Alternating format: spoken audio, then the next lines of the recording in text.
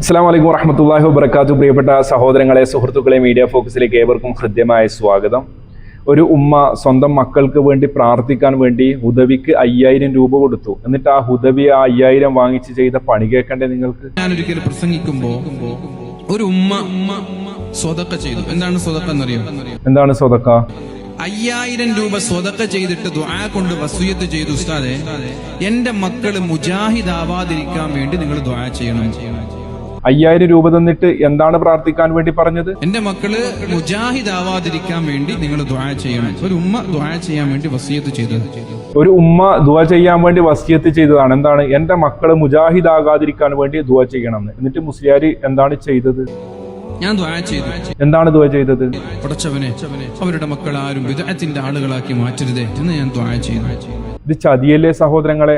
5000 രൂപ സ്വതക്കയാണെന്നും പറഞ്ഞ് വാങ്ങി ഇയാൾ പ്രാർത്ഥിക്കേണ്ടത് എന്താണ്? മക്കള് മുജാഹിദാകാതിരിക്കാൻ വേണ്ടിയാണല്ലോ. ഇയാൾ പ്രാർത്ഥിച്ചത് എന്താണ്? മക്കള് ബിദഅികളാകാതിരിക്കാൻ വേണ്ടിയാണ്. ഇത് ആർക്ക് പിടിച്ചില്ല? ആർക്ക് പിടിച്ചില്ല? അനിൽ മുഹമ്മദ് എന്ന് പറയുന്ന ഫേസ്ബുക്കിലുള്ള ഒരു ഉസ്താദുമാരെ പണ്ഡിതന്മാരൊക്കെ ട്രോളുന്ന ഒരാളുണ്ട്. അയാൾക്ക് പിടിച്ചില്ല.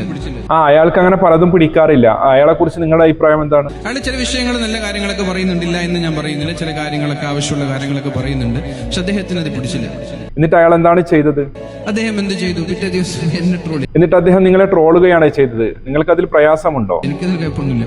ഓക്കെ. പക്ഷെ ഇതിന്റെ യാഥാർത്ഥ്യം എന്താണ്? എന്താണ് യാഥാർത്ഥ്യം? ആ ഉമ്മ ചെയ്തത് ഏറ്റവും വലിയൊരു പ്രാർത്ഥനയല്ലേ?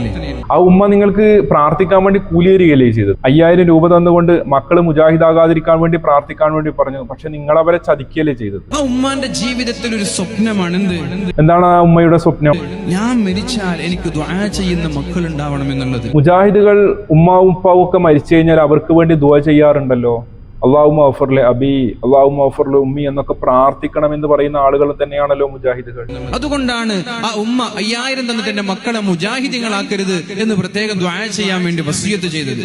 പക്ഷേ നിങ്ങൾ എന്നിട്ട് അവരെ പറ്റിക്കുകയാണല്ലോ ചെയ്തത്. നിങ്ങൾ അവരുടെ മക്കളെ ബിദഅികളാക്കരുത് എന്നാണല്ലോ പ്രാർത്ഥിച്ചത്. നിങ്ങൾ നോക്കൂ, എങ്ങോട്ടേക്കാ നോക്കേണ്ടത്? മക്കൾ ദുആ ചെയ്താൽ ആ ഖബറാളി രക്ഷപ്പെടുമെന്നത് വളരെ സ്വീകാര്യമായ ഹദീസല്ലേ? മക്കൾ ദുആ ചെയ്ത് കഴിഞ്ഞാൽ ആ ഖബറാളി രക്ഷപ്പെടും എന്നുള്ളത് സ്വീകാര്യമാണ് എങ്കിൽ പിന്നെ എന്തിനാണ് നിങ്ങൾ കൂലിക്ക് ദുആ ചെയ്യാൻ വേണ്ടി നിൽക്കുന്നത്? എന്നാൽ ഇന്നത്തെ ബിദ്അത്തുകാരുടെ അവസ്ഥ ബിദ്അത്തുകാരുടെ അവസ്ഥ വളരെ പരിതാപകരമാണ്. സ്വന്തം ഉമ്മാക്കും ഉപ്പാക്കും വേണ്ടി പ്രാർത്ഥിക്കാൻ വേണ്ടി കൂലിക്ക് ആളെ വെക്കുകയാണ്. മുസ്ലിയാക്കന്മാരെ കൊണ്ടുവരികയാണ്. ഖബർ സിയാറത്ത് ചെയ്യുന്ന വേളയിൽ പോലും അത്തരം കാര്യങ്ങൾ ചെയ്യണമെന്ന് നിങ്ങളുടെ നേതൃത്വത്തിലുള്ള ഉസ്താദുമാർ പറയുകയാണ്. കാന്തപുരത്തിന്റെ മകൻ ഹക്കീം അസേരി പറഞ്ഞതൊക്കെ നമുക്ക് എല്ലാവർക്കും ഓർമ്മയുണ്ടല്ലോ. മാതാപിതാക്കളുടെയൊക്കെ ഖബറുകൾ സിയാറത്ത് ചെയ്യാൻ വേണ്ടി പോകുന്ന സമയത്ത് പള്ളിയിലെ മുഅദ്ദിനെ വിളിക്കണമെന്നും അദ്ദേഹത്തിന് 500 രൂപ കൂലി കൊടുക്കണമെന്നും അവരെ വക്കീലാണ് എന്നൊക്കെ രീതിയിലുള്ള സംസാരങ്ങൾ അതൊന്നും ആരും മറന്നിട്ടില്ലല്ലോ. ഉപ്പ മരിച്ചാൽ അവിടെ പോയിട്ട് യാസീൻ ഓതാൻ സമ്മതിക്കോ? ഇല്ല, ഒരിക്കലും സമ്മതിക്കില്ല. ഉമ്മ മരിച്ചാൽ അവിടെ പോയിട്ട് ഫാത്തിഹ ഓതാൻ സമ്മതിക്കോ? ഇല്ല, സമ്മതിക്കില്ല. അവരെന്താണ് അവിടെ പറയുക? ഇവിടെ ഒന്നും വേണ്ട എന്ന് പറഞ്ഞ് ഫാത്തിഹ ഓതുന്നതിനെ, യാസീൻ ഓതുന്നതിനെ അവർ നിരുത്സാഹപ്പെടുത്തുകയല്ലേ ചെയ്യുന്നത്? അതെ, അതിന് കാരണമുണ്ട്. അവർ യഥാർത്ഥ ദീൻ എന്താണെന്ന് മനസ്സിലാക്കിയവരായതുകൊണ്ടാണ്.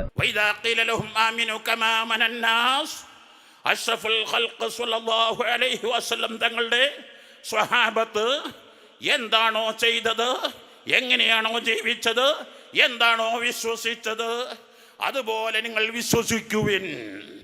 ഇതാണ് യഥാർത്ഥ ദീനുൽ ഇസ്ലാം. ഇതാണ് യഥാർത്ഥ അഹ്ലുൽ ഇസ്ലാം. മരണപ്പെട്ട മാതാപിതാക്കളുടെ മയ്യത്തിനരികിലോ അല്ലെങ്കിൽ കബറിനരികിലോ പോയിക്കൊണ്ട് അൽഫാത്തിഹ വിളിച്ച് യാസീനോദി കൂട്ടുപ്രാർത്ഥന നടത്തുന്ന ഒരു രീതി അള്ളാഹുവിന്റെ റസൂൽ സല്ലല്ലാഹു അലൈഹി വസല്ലമ പഠിപ്പിച്ചു തന്നിട്ടില്ല. സഹാബാക്കൾ ആരും തന്നെ അങ്ങനെ ഒരു പ്രവൃത്തി ചെയ്തിട്ടില്ല എന്നുള്ളത് കൊണ്ട് തന്നെ മുജാഹിദുകൾ അങ്ങനെ ചെയ്യാൻ വേണ്ടി പാടില്ല എന്ന് പറയുന്നു. കാരണം അത് മതത്തിൽ അതിരുകവിയലാണ്, പുതിയത് കൂട്ടിച്ചേർക്കലാണ്. അതാണല്ലോ ബിദ്അത്ത്. ഇസ്ലാമിന്റെ കർമ്മങ്ങൾ അല്ലാഹുവിന്റെ റസൂൽ കൊണ്ടുവന്നത് മാറ്റം വരുത്തുന്നതല്ലേ ബിദ്അത്ത് എന്ന് പറയുന്നത്. ഇങ്ങനെ മതത്തിൽ അതിരുകവിഞ്ഞു കഴിഞ്ഞാൽ അത് തള്ളപ്പെടേണ്ടതാണ് എന്നാണല്ലോ.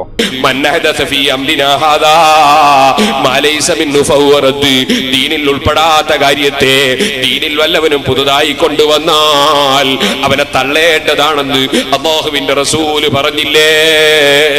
അപ്പോൾ മരിച്ചെടുക്ക യാസീനോന്ന സമസ്തക്കാരാണ്. അതുകൊണ്ടാണ് മുസ്ലിയാരെ ഞാൻ തുടക്കത്തിൽ തന്നെ നിങ്ങളോട് പറഞ്ഞത്, നിങ്ങൾ ആ ഉമ്മയിൽ നിന്ന് 5000 വാങ്ങിച്ച് അവരെ പറ്റിക്കുകയാണ് ചെയ്തത് എന്ന്. നിങ്ങളോട് അവർ പറഞ്ഞത് അവർ മുജാഹിദാകാതിരിക്കാൻ വേണ്ടി പ്രാർത്ഥിക്കാനാണ്. പക്ഷെ നിങ്ങൾ ചെയ്തത് ബിദ്അത്തുകാരിൽ പെടാതിരിക്കാൻ വേണ്ടി ദുആ ചെയ്യുകയാണ്.